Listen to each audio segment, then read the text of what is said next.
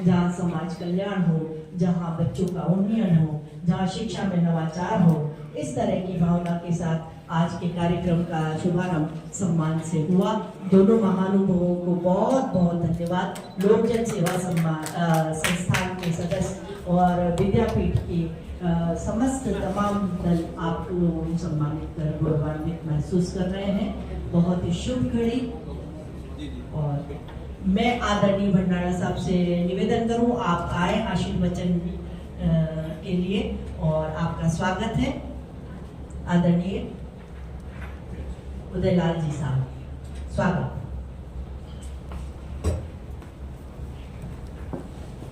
माता की वंदे वंदे। क्योंकि भारत माता ही है जो अपन सबको, क्योंकि भारत माता के ऊपर सब ये विद्यालय में विराजमान है, अपन भी विराजमान है, पूरी सृष्टि दुनिया इसी के ऊपर विराजमान है। इसलिए भारत माँ की जय बोलना सबसे बड़ा जरूरी है। आज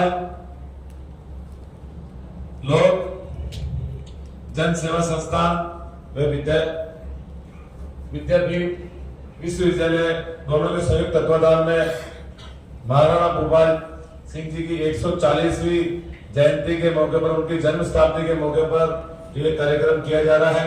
इस कार्यक्रम में यहाँ पर विराजमान सारंगदेव साहब, दवे साहब, गुर्जर साहब और हमारे महाराज गजराज सिंह जी, मणिराज सिंह जी, साबरा जी, पूर्व कलेक्टर साहब प्रतापगढ़, सभी सम्मानित मंच, सभी सम्मानित सामने विराजमान सभी गणमान्य सभी बंधुओं को सबसे पहले मेरा उदयलाल भंडारा का राम राम और नमस्कार। आज बहुत खुशी की बात है, लोक सेवा संस्थान द्वारा जो ये महाराणा भूपाल सिंह जी की जन्म जयंती का कार्यक्रम है, पिछले से 3 दिन से चल रहा है और कल समापन है।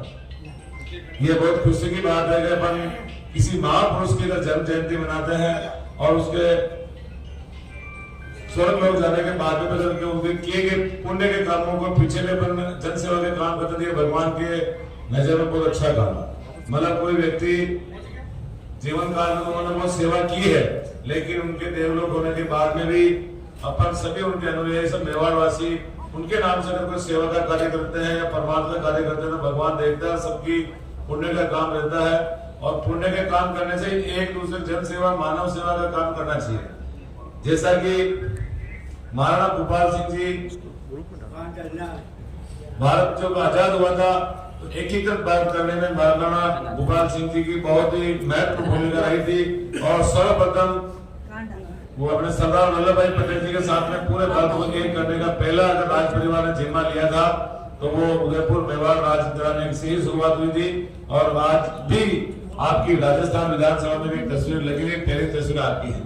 तो ये बहुत बड़ी बात है कि भाई अपना इतना बड़ा साम्राज्य है वो सरकार को समर्पित करना, ये बहुत बड़ी बात होती है।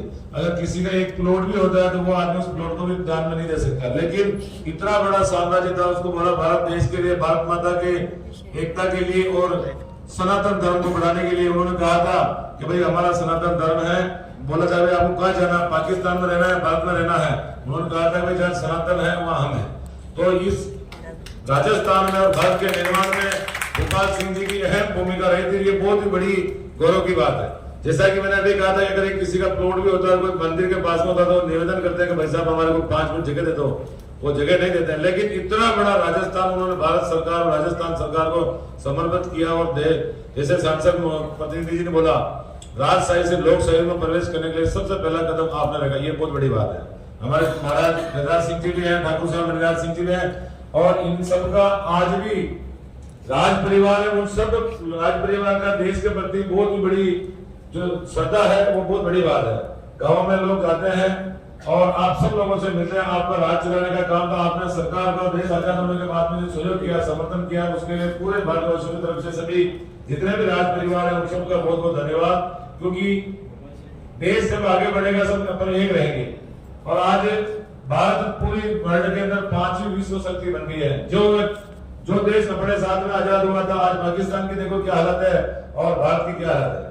तो आज आप और अपन सभी लोग अगर मिलकर के भारत को आगे बढ़ाने में महत्वपूर्ण भूमिका नहीं निभाते तो हो सकता है आज भारत कितने 13वें नंबर पर था, 18वें 20वें नंबर चला जाता। लेकिन मोदी जी की सोच और मोदी जी की सोच की वजह से 5वें नंबर पर आया। बहुत जल्दी अपना देश आगे जाएगा।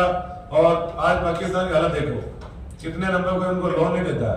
आज ही मैं बीच में अखबार में पढ़ा था कि वो कह रहे थे कि पाकिस्तान की आर्थिक स्थिति अच्छी होने के लिए भारत और पाकिस्तान में अगर जो वायुसेना चालू हो जाए तो उनकी आर्थिक जो स्थिति सुधर जाए। लेकिन मोदी जी ने कहा कि आप आतंकवादी भेजते हैं, उसने आपको वो नहीं करेंगे। तो बहुत पूरी दुनिया आज भारत की तरफ देख रही है।